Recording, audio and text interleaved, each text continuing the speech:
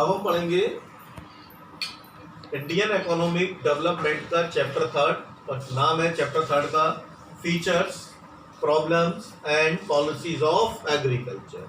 तो पूरा चैप्टर जो है वो एग्रीकल्चर के बारे में, उसकी फीचर्स, उसकी प्रॉब्लम्स, उसकी इम्पोर्टेंस इंडियन इकोनॉमी के लिए, ठीक। तो पूरा चैप्टर फोकस है एग्रीकल्चर के बारे में। और जो आप लोगों ने बच्चों 10th में भी थोड़ा बहुत एग्रीकल्चर के बारे में पढ़ा होगा, लगभग सेम चीजें हैं, थोड़ा बहुत वेरिएशन है।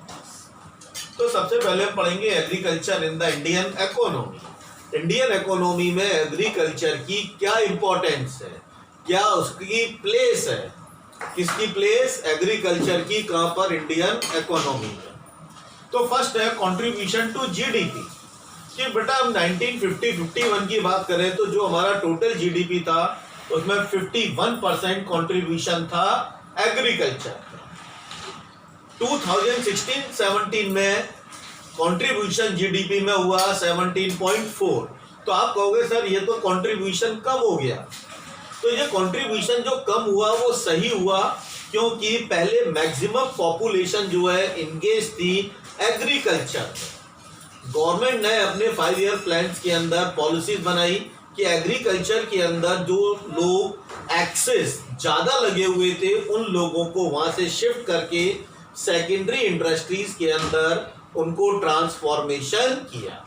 तो जीडीपी में डिक्लाइन का मतलब यह नहीं कि हमारा गिरा है, जीडीपी का डिक्लाइन का मतलब है एग्रीकल्चर कम हुआ लेकिन इंडस्ट्रीज का प्रोडक्शन बढ़ा, तो इससे जीडीपी में इंडस्ट्रीज का भी कंट्रीब्यूशन बढ़ा। तो एग्रीकल्चर का कंट्रीब्यूशन बेटा इंपॉर्टेंट है हमारे इकोनॉमी के अंदर, क्योंकि हमारी कंट्री जो है वो एक एग्रीकल्चर कंट्री थी। Supply of wage goods.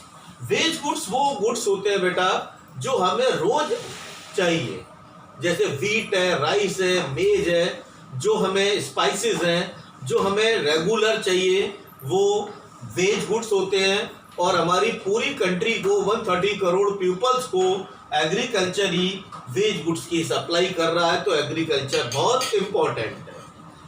Source of employment.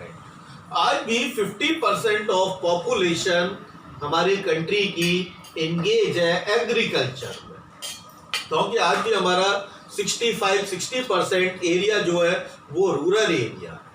तो आज भी एक बड़ा एम्प्लॉयमेंट है एग्रीकल्चर के अंदर कंट्री का। Supply of raw material. हमारी इंडस्ट्रीज को जो रॉ मटेरियल चाहिए, जैसे टेक्सटाइल इंडस्ट्रीज को कॉटन चाहिए, ऑयल इंडस्ट्रीज को सीड्स चाहिए, ठीक, और भी कई इंडस्ट्रीज हैं, उन्हें जो रॉ मटेरियल चाहिए वो रॉ मटेरियल हमें कौन प्रोवाइड कराता है, एग्रीकल्चर प्रोवाइड कराता है। Contribution to domestic trade. तो हमारी कंट्री का जो डोमेस्टिक ट्रेड है और 130 करोड़ की जो हमारी पॉपुलेशन है उसे अपनी नीड को पूरा करने के लिए रोज कुछ ना कुछ खरीदना पड़ता है, लाइक फूड ग्रेन्स, तो वो खरीदते हैं। तो इससे हमारे डोमेस्टिक ट्रेड को अंदर कंट्रीब्यूशन एग्रीकल्चर का बड़ा है। फिर आता source of demand for the industrial goods. Industrial goods का मतलब है जो हमारी इंडस्ट्रीज के अंदर गुड्स बन रही है, एग्रीकल्चर के अंदर आज उसकी डिमांड बढ़ी है, चाहे वो इरिगेशन सिस्टम हो, चाहे वो फार्मिंग सिस्टम हो, ट्रैक्टर हो, फार्मिंग मशीन्स हो। जो इंडस्ट्रीज, ऐसी इंडस्ट्री जो एग्रीकल्चर प्रोडक्ट बना रही है और एग्रीकल्चर सेक्टर उसको परचेज कर रहा है। ये फीचर्स ऑफ इंडियन एग्रीकल्चर। तो इंडियन एग्रीकल्चर की फीचर्स के बारे में पढ़ेंगे। तो फर्स्ट फीचर है लो productivity.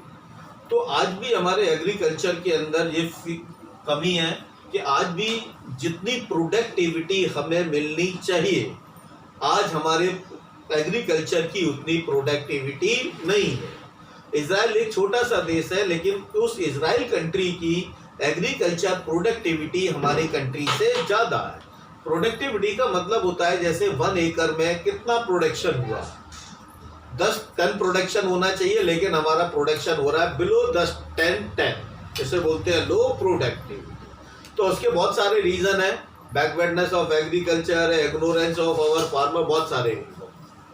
Disguised unemployment. Disguised unemployment का मतलब होता है बेटा कि जिस एग्रीकल्चर लैंड में जितने पर्सन्स की जरूरत है और अगर उससे ज़्यादा पर्सन उसके अंदर इंगेज है तो इसे हम डिस्गाइज्ड अनएम्प्लॉयमेंट कहते हैं। एग्जाम्पल, एक पीस ऑफ लैंड में 5 फार्मर्स की जरूरत है, 5 लेबर की जरूरत है, और अगर हमने उसके अंदर 7 लेबर्स लगा रखी है तो देखने में तो ऐसा लगता है कि 7 एम्प्लॉयड है, लेकिन अगर मैं 2 को हटा दूंगा तब भी उसकी प्रोडक्टिविटी पर कोई असर नहीं होगा, क्योंकि रिक्वायरमेंट 5 की है, 5 की जगह आपने 7 लगा रखे हैं, तो यहाँ पर जो 2% है वो डिस्गाइज्ड अनएम्प्लॉयड कहलाएगी। तो आज हमारी एग्रीकल्चर में है जितने की जरूरत है लोग उससे ज़्यादा लगे हुए हैं, क्योंकि फैमिली मेंबर्स के पास अदर कोई वर्क नहीं है।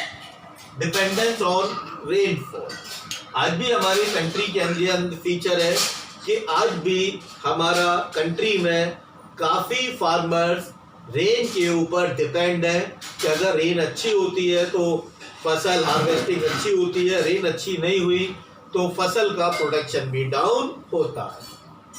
सब्सिस्टेंस फार्मिंग, सब्सिस्टेंस फार्मिंग का मतलब है आज भी फार्मिंग में ये चीज़ पाई जाती है, लेकिन अब ये चीज़ बहुत कम हो गई है कि लोग जब प्रोड्यूस करते हैं तो उनका मेन मोटिव होता है कि उतना प्रोड्यूस करना जितना उस फार्मर की फैमिली को पूरे साल की रिक्वायरमेंट है। वो एग्रीकल्चर को आज भी as a commercial point of view से नहीं लेता है, जैसे हम अदर बिजनेस को लेते हैं। तो ये सब्सिस्टेंस फार्मिंग कहलाती है। Lack of modern input, lack का मतलब कमी है, और आज भी हमारे मॉडर्न इनपुट का मतलब है best quality of seeds, pesticides, best quality fertiliser, इस चीज की भी आज हमारे एग्रीकल्चर में कमी है। स्मॉल होल्डिंग्स, एक फीचर और है बेटा हमारे यहाँ कि स्मॉल होल्डिंग्स का मतलब है कि फार्मर्स के पास जो जमीन है वो जमीन बहुत कम है, क्योंकि एक फैमिली है, उसके 4 बच्चे हुए, उसकी जो जमीन थी 4 हिस्सों में डिवाइड हो गई, फिर वो फैमिली आगे बढ़ी, वो डिवाइड हो गई, तो एक फार्मर के पास होल्डिंग का मतलब है फार्मिंग लैंड बहुत कम है। बैकवर्ड टेक्नोलॉजी, पर आज जो हम टेक्नोलॉजी यूज कर रहे हैं सभी नहीं, लेकिन काफ़ी फार्मर्स आज भी ऐसे हैं जो बैकवर्ड टेक्नोलॉजी यूज कर रहे हैं, उनको एडवांस और साइंटिफिक फार्मिंग की टेक्निक्स मेथड पता नहीं है। तो ये भी हमारे एग्रीकल्चर की एक फीचर है।